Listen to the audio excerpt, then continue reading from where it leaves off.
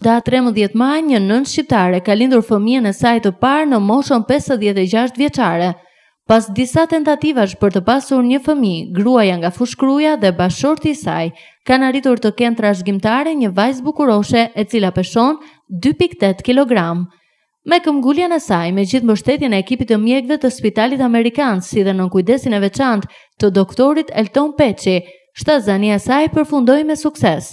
Ekipi mjekëve obstetër, ginekolog të Spitalit Amerikan, kryesuar nga profesor doktor Hakan Satiroglu, vazhdimisht kanë punuar në arritjen e rekordeve të tilla të cilat deri para pak vitesh as nuk mund të imagjinoheshin.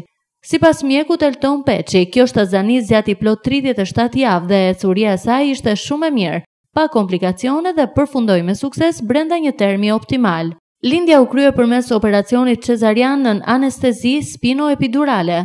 Operacioni përfundoi me sukses dhe si nëna dhe bebja e sapo lindur gëzojnë shëndet të plot. Për ne si ekip është vërtet një arritje e madhe, biles personalisht për mua është një kënaqësi e madhe profesionale.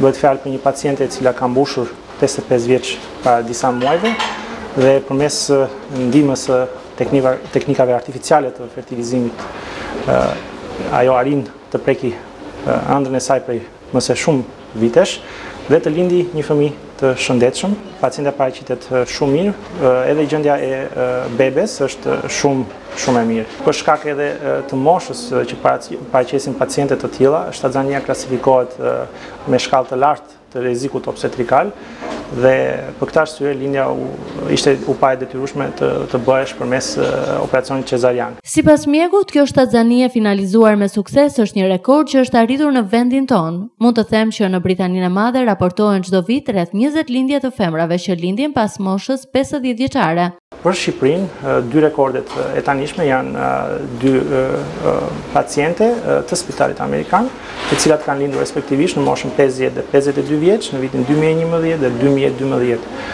Ky ishte objektivi jonë për 2013-ën.